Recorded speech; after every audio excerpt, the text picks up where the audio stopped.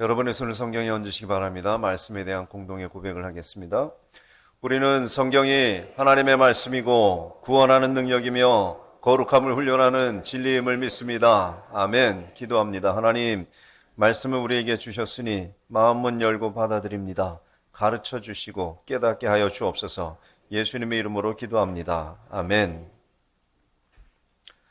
성경에서 고난을 가장 격렬하고 힘들게 겪어낸 사람을 들라고 하면 욥을 빼놓을 수 없을 겁니다.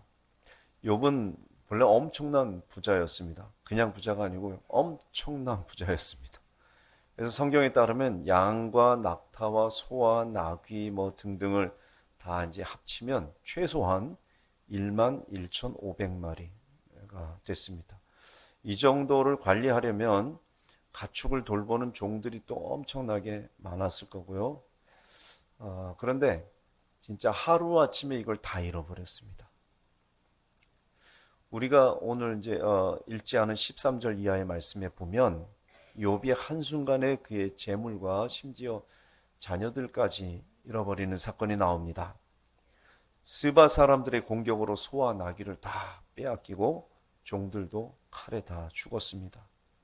그리고 조금 있다가 또 소식이 오는데 하늘에서 불이 떨어져서 양들과 종들이 모두 불이 붙어서 죽었습니다.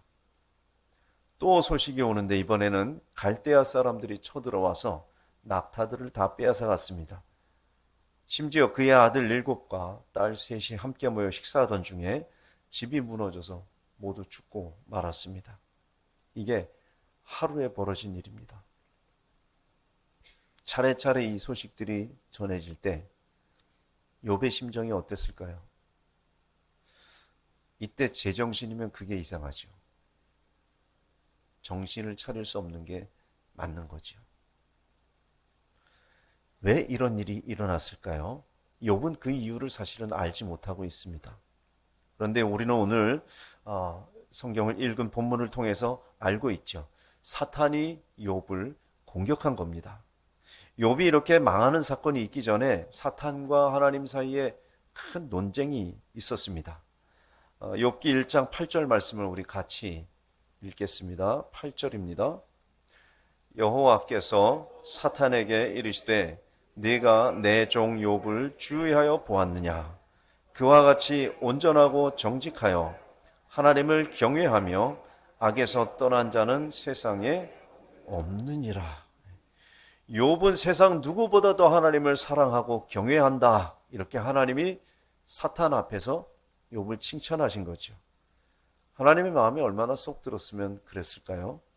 그런데 역시 사탄은 사탄입니다. 그냥 넘어가지 않아요. 본래 이 사탄이라는 말의 뜻이 본래 뜻이 대적자라는 뜻입니다. 사탄이 누구를 대적하겠습니까? 하나님을 대적하는 거죠. 하나님을 대적하고 하나님의 사람들에게 대적하고, 그게 원래 사탄이 하는 일입니다.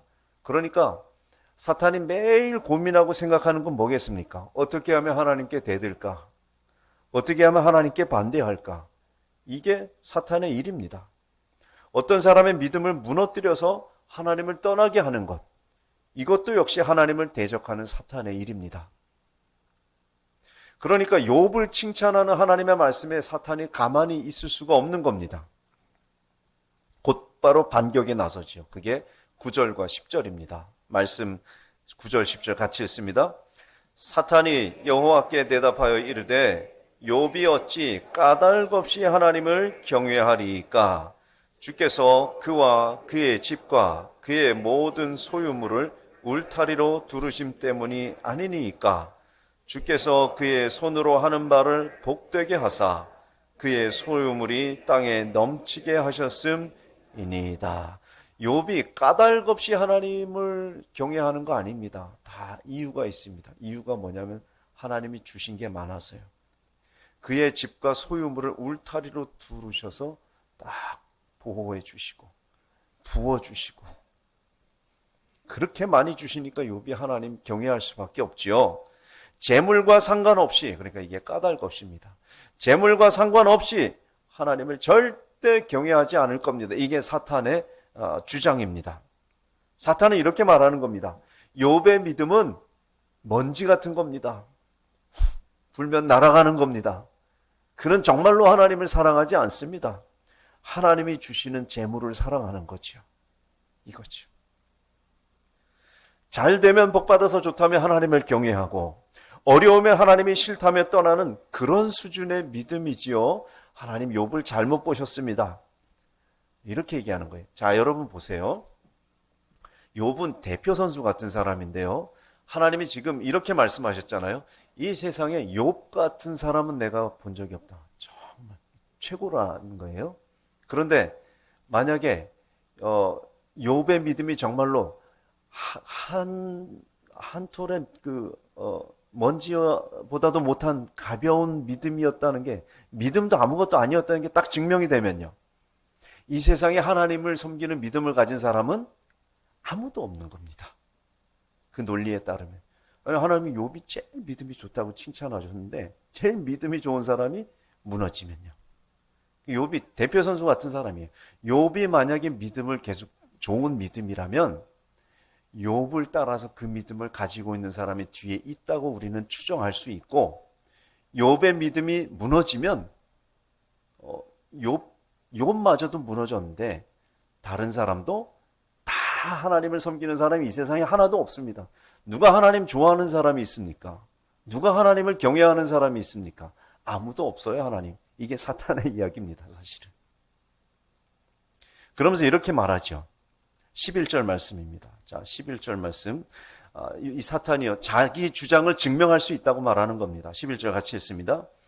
이제 주의 손을 펴서 그의 모든 소유물을 치소서. 그리하시면 틀림없이 주를 향하여 욕하지 않겠나이까. 제가 증명할 수 있습니다. 이겁니다.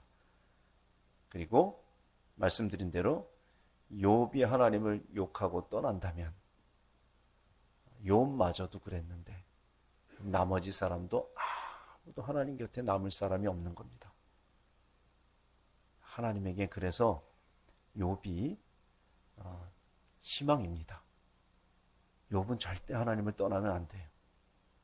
아무리 어려워도 욥은 하나님을 경외하는 그 자리를 지켜야 합니다. 그가 무너지면 아무도 없는 셈이 되니까요. 사탄이 욥의 믿음이 진정성이 없고 또 자기가 그것을 증명할 수 있다고 이렇게 주장하는 이유는 하나님을 대적하기 위한 전략이기 때문입니다. 하나님이 복으로 허락하신 소유물보다 하나님을 사랑하는 사람이라고 하나님은 믿고 계시는데, 그 소유물이 다 사라진다고 해도 욥은 하나님 저주하지 않을 것이다, 하나님 이렇게 생각하시는데, 하나님은 욥을 희망이라고 믿고 계시는데 사탄은 그런 희망은 하나님 없습니다.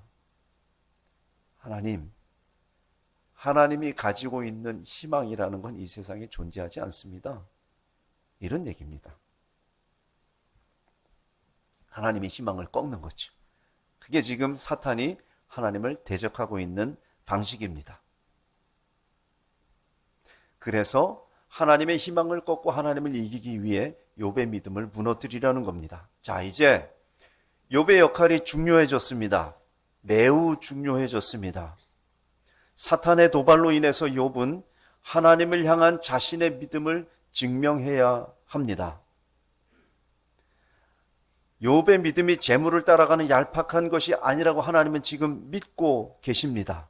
그리고 욥이 그런 믿음을 증명해 주기를 하나님은 바라고 계십니다.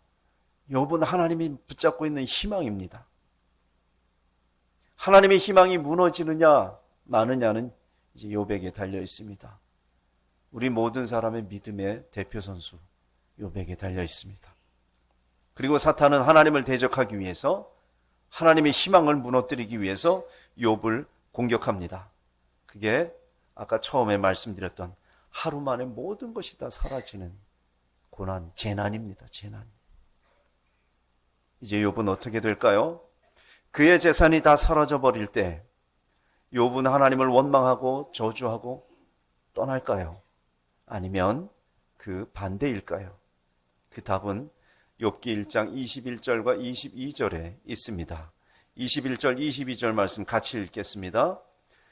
이르되 내가 모태에서 알몸으로 나왔사온즉 또한 알몸이 그리로 돌아가올지라. 주시니도 여호와시요 거두시니도 여호와시오니 여호와의 이름이 찬송을 받으실지니이다 하고, 이 모든 일에 욥이 범죄하지 아니하고 하나님을 향하여 원망하지 아니하니라. 아멘. 우리의 대표 선수 욥이 하나님의 기대를 저버리지 않았습니다. 하나님을 욕하지도 않았고 하나님 당연히 떠나지도 않았습니다. 그런데 사실 이게 그렇게 간단하게 말할 게 아닙니다. 그야말로 하루아침에 쫄딱 망했습니다. 그런데 욥은 그랬다더라 몇 줄로 그렇게 지나갈 수가 없는 상황입니다. 이게 그런 비슷한 이와 비슷한 상황을 혹시라도 겪어보신 분들은 아마 그게 이해가 되실 거예요. 가슴이 막 꽉 옥죄어오는 느낌을 받을 수도 있고요. 현실과 꿈이 구분되지 않는 듯이 멍하게 일상을 살기도 하고요. 어떤 분은 길에 지나가는데 차가 와서 나를 그냥 확 치고 왔으면 좋겠다, 이런 생각이 들기도 한다는 거죠. 밤에 잠이 안 오는 것은 말할 것도 없고요. 그래도 살아남기 위해서 없는 힘을 다 짜내서 일어나서 아침을 맞이하고 또 일하러 나갑니다. 그런 그 감정과 그런 삶이 어떻게 단 몇 줄로 이게 표현이 다 되겠습니까? 그러니까 이 성경에는 그게 표현이 안 되어 있다고 봐야죠.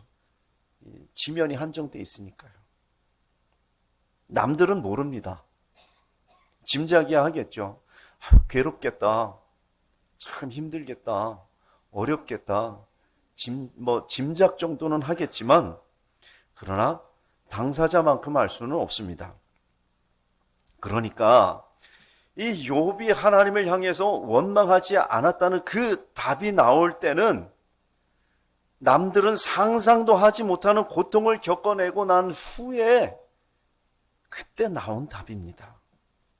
욥의 믿음이라는 게 사탄의 공격에 시달리면서도 아주 치열하게 싸워가면서 지킨 게 욥의 믿음입니다.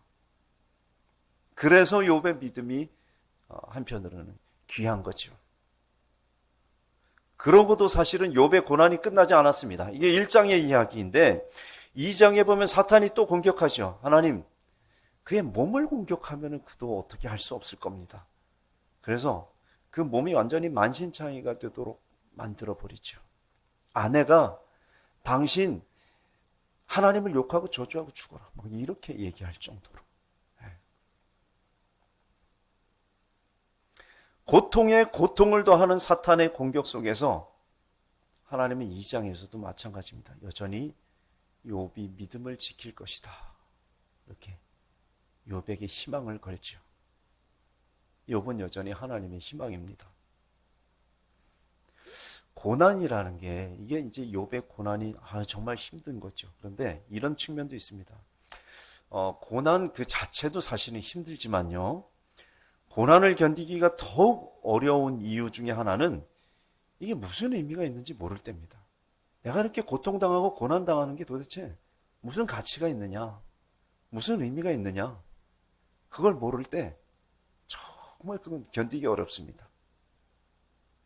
그건 이제 그런 분들이 계시잖아요. 우리 역사 속에서도 대의 명분을 위해서, 뭔가 가치 있는 일을 위해서 목숨까지 막 바치는 분들이 있으시잖아요. 그 목숨을 내놓는 그 어려움을 왜 견디면서 자기가 감수하는 겁니까? 그게 의미가 있으니까. 의미를 찾았어요. 그래서 견디는 거거든요. 근데 이게 아무 가치 없는, 의미 없는, 도대체 뭔지 모르겠다고 생각되는 고난을 겪어갈 때는 견디기가 어렵다는 거예요. 겪어가면서 내 자신이 마치 가치 없는 존재가 된 것처럼 그런 느낌도 들기 시작하는 거죠. 그런데 욥이 그 과정을 지금 견디고 있는 겁니다. 욥은 몰라요. 사탄이 지금 자기를 공격하는지도 몰라요. 그래서 욥기를 쭉 읽어보면 종종 욥이 그런 말을 합니다. 하나님, 너무 심하십니다. 하나님. 하나님이 자기를 친다고 생각하는 거죠. 하나님 너무 심하십니다. 하나님, 저의 없는 죄까지 막 탈탈 털어서 하나님이 지금 징벌하시는 겁니까? 정말로? 하나님이 재판을 열어주셔서 내가 그 앞에서 이 정도까지 고난은 받을 사람이 아니라는 걸 좀, 그 정도까지 내가 죄 지은 사람 아니라는 걸 좀 증명했으면 좋겠습니다. 이렇게. 얼마나 힘들고 어려운지요. 그렇게 이제 얘기할 정도입니다. 그러니까 모르는 거죠. 자기가 하나님의 희망이라는 걸 모르니까 고난의 가치를, 의미를 모르고 가는 거예요. 그래서 더 힘든 거예요. 더 힘들게 가는 거예요. 그래도 욥은 하나님을 저주하지 않고 믿음은 버리지 않습니다. 물론 3장으로 넘어가면서부터 이제 시간이 지나갑니다. 하루 이틀 지나가고 한 달, 두 달 지나가고 뭐 1년, 2년 얼마나 시간이 흘렀는지 모르지만 하여튼 시간이 계속 지나갑니다.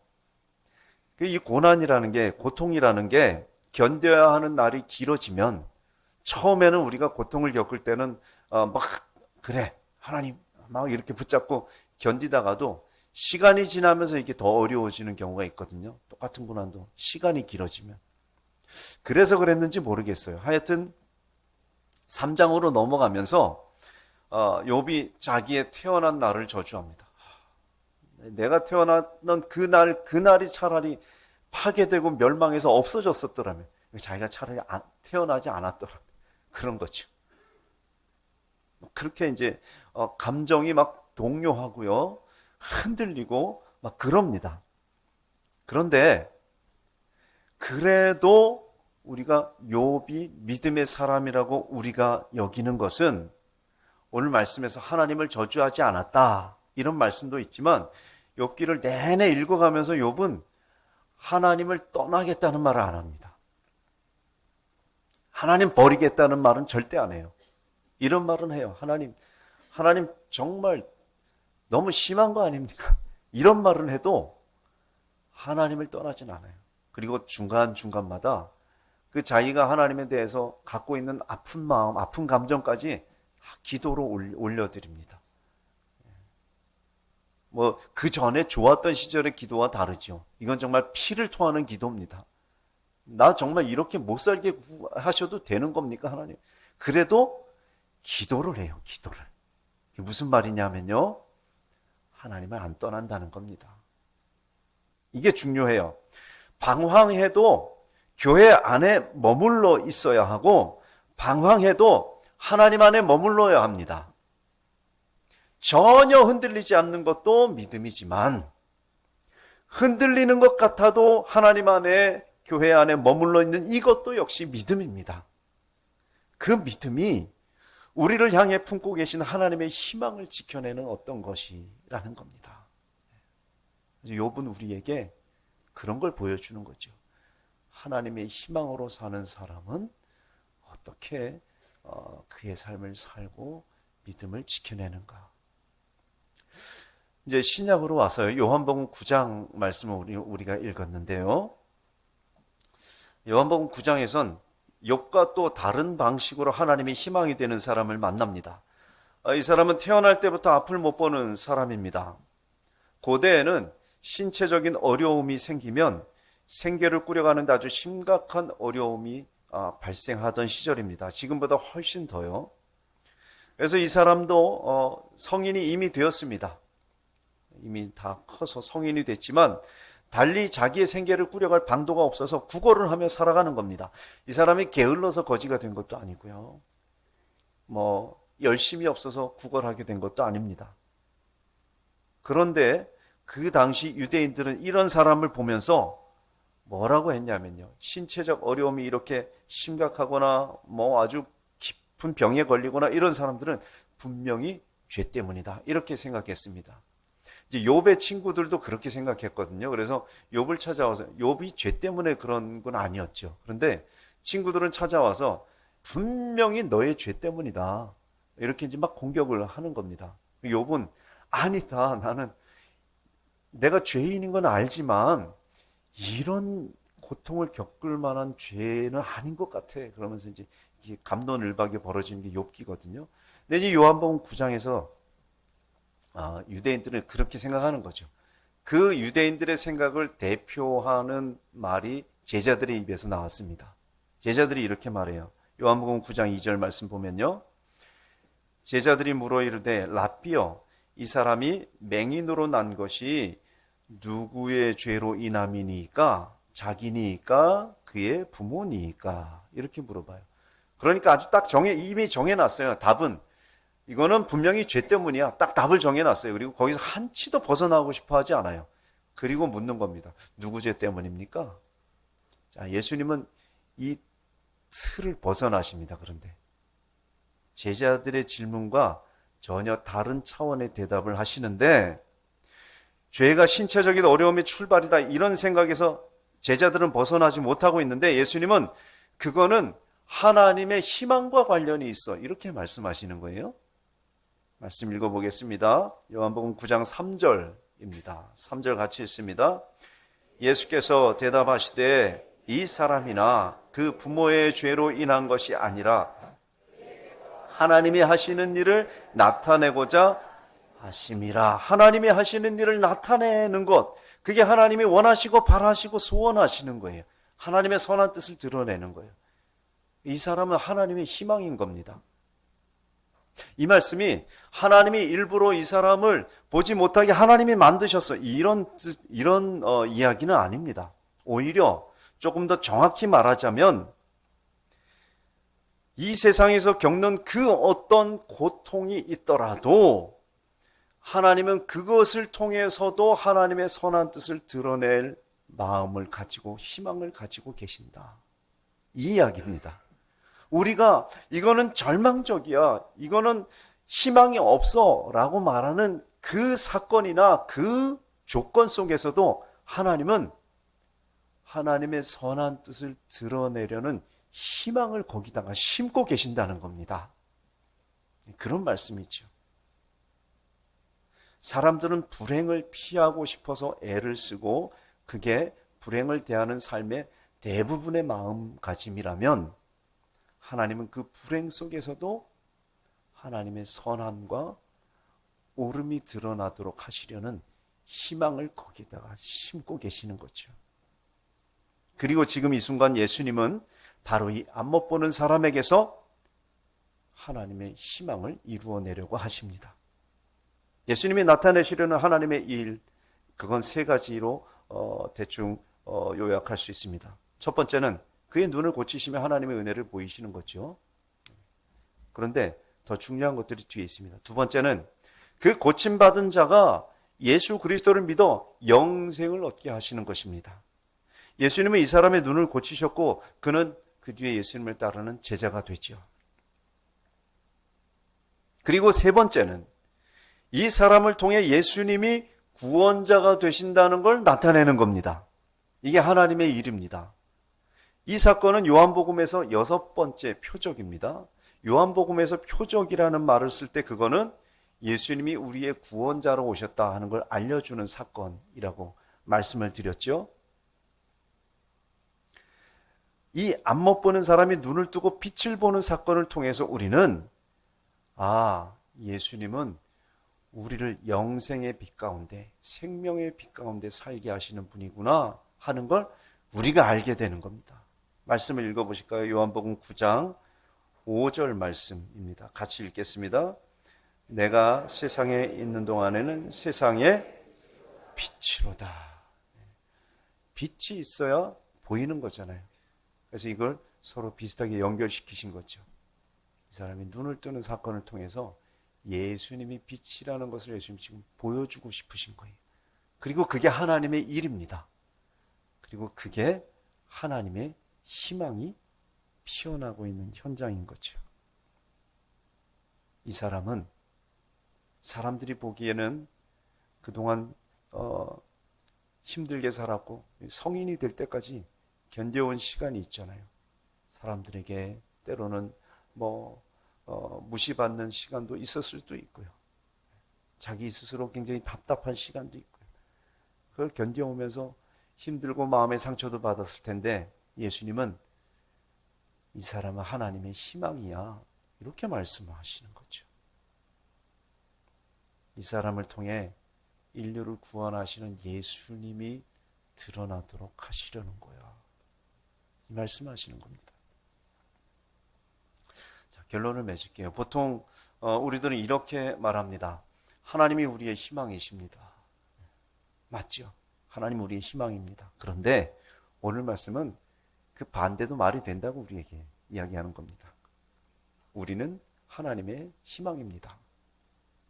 물론 모두가 똑같은 방식으로 똑같은 조건을 가지고 하나님의 희망으로 사는 것은 아닙니다. 욥과 같이 하나님의 희망을 지켜내는 이가 있다면 눈 고침받은 이와 같이 하나님의 희망을 살아내는 이가 있습니다. 욥과 같이 어려움 중에도 믿음을 지켜내는 희망으로 사는 이가 있다면 눈 고침받은 이와 같이 구원받는 자가 되고 구원을 보여주는 자가 되어서 희망으로 사는 이가 있습니다. 그리고 예수 그리스도께서는 세상 사람들이 보기에 저건 참 억울한 죽음이고 저거는 참 연약한 죽음이다, 그리고 수치스러운 죽음이다, 이렇게 말하는 그 십자가 위에서 우리를 대신하여, 우리 죄를 대신하여 죽으심으로 인류를 구원하시는 하나님의 선한 뜻을 보이시고 그 길을 여셨죠. 예수님도 하나님의 희망으로 사신 분입니다. 그 외에도 우리는 우리 다 각자 다른 삶 속에서 하나님의 희망으로 살고 있습니다. 내가 그렇게 살고 싶어서라기보다는 출발점이요, 하나님이 우리에게 희망을 걸고 계시기 때문에 그렇습니다. 그 증거가 로마서 8장 28절입니다. 우리가 알거니와 하나님을 사랑하는 자, 곧 그의 뜻대로 부르심을 입은 자들에게는 모든 것이 합력하여 선을 이루느니라. 하나님은 모든 것이 합력해서 선을 이루도록 역사하시고자 하나님은 지금 우리 곁에 계시고 우리도 하나님의 그런 역사에 동참하시도록 불러주셔서 우리의 삶을 통해서 그 일을 이루시려고 하십니다. 그래서 우리는 하나님의 희망입니다. 여러분, 요즘 어떤 생각하며 살고 계십니까? 어떤 고민을 가지고 살고 계십니까? 또 어떤 어려움을 만나고 계십니까? 그 어떤 환경에서 살아가더라도 우리가 하나님의 희망이라는 이 진리는 변함이 없습니다. 하나님은 우리의 삶의 조건과 상관없이 우리가 하나님을 향한 믿음을 지키기를 희망하십니다. 하나님은 우리를 통해 예수님이 구원자가 되심을 알리기를 희망하십니다. 이 한 주간이 하나님의 희망으로 사는 주간이 될 수 있길 축복합니다. 우리 기도하겠습니다. 오늘 이 말씀을 가지고 여러분 함께 기도합시다. 여러분 마음속에 하나님이 지금 어떤 메시지를 넣어주셨습니까? 그것 가지고 우리 함께 기도하겠습니다.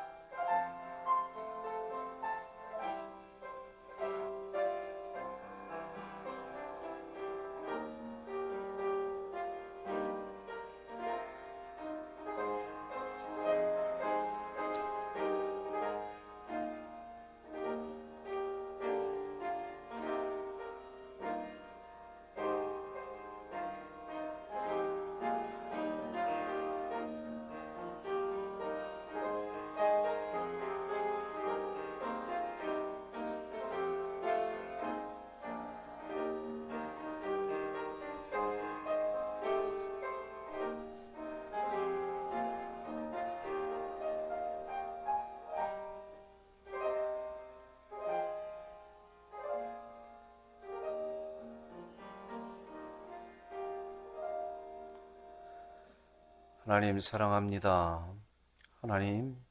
하나님을 경외합니다. 우리의 삶의 구석구석마다 속속들이 하나님의 희망으로 채워질 수 있기 원합니다. 하나님, 우리가 믿음을 지키며 하나님의 희망으로 살기를 원하시고, 또 우리가 그리스도를 사람들에게